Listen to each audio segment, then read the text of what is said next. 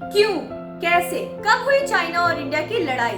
India China के conflict का reason क्या है, इसके पीछे की हिस्ट्री क्या है और चाइना कौन सा बड़ा राज छुपा रहा है? नमस्ते, मैं रितिका सिंह स्वागत करती हूँ आपका हमारे चैनल में और आज मैं आपको इन्हीं सब सवालों के जवाब दूंगी। हमारे 8 यूनियन टेरिटरीज में से एक लद्दाख है जिसका बॉर्डर चाइना से मिलता है, पर 1962 इंडो चाइना वॉर के समय चाइना ने लद्दाख के एक हिस्से को विस्तारवादी मानसा से कब्जा कर लिया था और अब उस हिस्से को चाइना अक्षय चीन कहता है। और जो नया बॉर्डर इंडिया और चाइना के बीच बना उसे LAC कहते हैं, line of actual control. LAC के इधर इंडियन फोर्सेस रहती है और उधर चाइना की पीपल्स लिबरेशन आर्मी तैनात रहती है। इस LAC पे कराकोरम रेंज पास होती है, यानी ये पूरा का पूरा पहाड़ी इलाका है और पहाड़ी इलाके में जो देश ऊंचाई पे रहता है उसके पास मिलिट्री एडवांटेज रहती है और इंडिया के पास ऐसी ही एक एडवांटेज है, दौलत बेग उल्दी, जो कि अक्षय चीन से बस 10 किलोमीटर की दूरी पे है।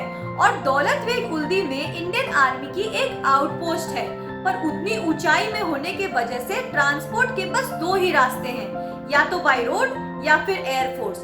पर वहाँ के रोड की हालत बहुत खराब है। विंटर में इतनी ठंड होती है कि वहाँ पहुँचने में 2 से 3 दिन लग जाते हैं और गर्मी में तो ये पॉसिबल ही नहीं है, क्योंकि यहाँ के सोख नदी में सर्दियों में तो पानी जमी रहती है, पर गर्मी में जब बर्फ पिघलता है तब फ्लड आ जाती है, जिसके वजह से दौलत बेग उल्दी लैंड से पूरी तरह से डिस्कनेक्ट हो जाता है। इसलिए एयरफोर्स ने 1962 से 1964 के बीच दौलत बेग उल्दी पर एक एयर स्ट्रिप बनाई, जिसे वर्ल्ड की हाईएस्ट एयर स्ट्रिप भी कहा जाता है। बट इतनी हाई एल्टीट्यूड पे होने के चलते एयर स्ट्रिप में टेक ऑफ और लैंडिंग से रिलेटेड बहुत सारे कॉम्प्लिकेशंस आ जाते थे, जिसके वजह से 43 इयर्स एयर स्ट्रिप को डीएक्टिवेट रखा गया था। इसका कोई यूज नहीं किया गया। हमारे पास इतनी जबरदस्त अपॉर्चुनिटी होने के बाद भी हम चाइना के खिलाफ इसका इस्तेमाल नहीं कर पा रहे थे। इसलिए 2000 में लेह से दौलत बेग उल्दी के लिए ऑल वेदर रोड का कंस्ट्रक्शन शुरू हुआ। रोड को बनने में 20 साल लगे और अब 2020 में ये रोड लगभग बन चुका है। इस रोड के बनने से दौलत बेग उल्दी की इम्पोर्टेंस तो बढ़ ही गई है और इसी बात से चाइना की टेंशन भी बढ़ी हुई है और इसलिए चाइना ने LAC के पास गलवान वैली में LAC को क्रॉस करने की कोशिश की है, क्योंकि गलवान वैली में उसी रोड की कंस्ट्रक्शन चल रही थी और चाइना उसमें प्रॉब्लम क्रिएट करना चाहता था। अब आपको बताती हूँ कि आखिर में हुआ क्या है। दोनों देशों के बीच काफी दिनों से LAC पर विवाद चल रहा था और 6 जून को दोनों देशों के बीच डी-एस्केलेशन टॉक हुए, जिसमें दोनों देशों को ऐसे इंस्ट्रक्शन मिले थे कि दोनों आर्मीज को 1-1 किलोमीटर पीछे हट जाए ताकि आगे कोई एग्रेसिव कॉन्फ्लिक्ट ना हो। इसलिए सक और गलवान वैली के बीच एक बफर जोन क्रिएट किया गया। सारे डिसीजंस फॉलो होने के बाद कर्नल संतोष बाबू ने नोटिस किया कि वहाँ अभी भी पेट्रोलियम पॉइंट 14 के पास एक चाइनीज कैंप है।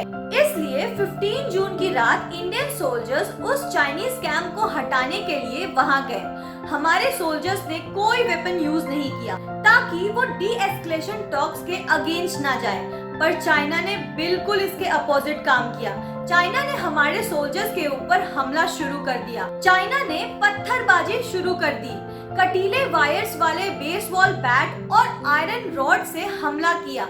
लगातार 8 घंटों तक ये लड़ाई चली। फिर एक चाइनीज ब्रिगेडियर ने अपने सोल्जर्स को रोका। चाइना ये भी छुपा रहा है कि इस लड़ाई में उसके कितने सोल्जर्स मरे हैं।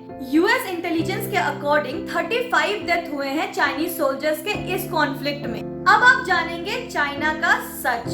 हमारे सोल्जर्स ने अपनी जान एक छोटे पीस ऑफ लैंड के लिए नहीं दी है, ये पूरे लद्दाख को प्रोटेक्ट करने के लिए है। क्योंकि अगर हम चाइना को थोड़ा भी चांस देते हैं तो वो पूरे लद्दाख, पूरे अरुणाचल प्रदेश को ऐसे ही हथिया लेगा। एक तरफ चाइना कहता है कि उसे इंडिया के साथ कोई कॉन्फ्लिक्ट नहीं करना है और दूसरी तरफ उसके एक्शंस कुछ और ही कहते हैं। चाइना बस वही बातें बाहर आने देता है जो वो चाहता है कि आपको पता चले। चीन से निकली हुई एक न्यूज चीन के गवर्नमेंट के परमिशन के बाद ही पब्लिश होती है, क्योंकि चाइना नहीं चाहता है कि उसके सीक्रेट्स बाहर आए। क्योंकि यही चाइना का सीक्रेट है, यही चाइना का टैक्टिक है। चाइना पूरे वर्ल्ड के साथ साइकोलॉजिकल गेम खेलता है, वो परसेप्शन के साथ खेलता है। फैक्ट ये है कि चाइना पूरे वर्ल्ड को डिस्ट्रैक्ट करना चाहता है कोविड क्राइसिस से।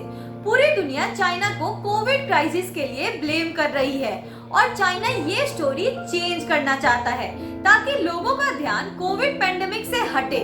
चाइना ने हांगकांग के प्रोटेस्ट को दबाया है, साउथ चाइना सी में तनाव बढ़ाया है और हमारे सोल्जर्स की जान ली है।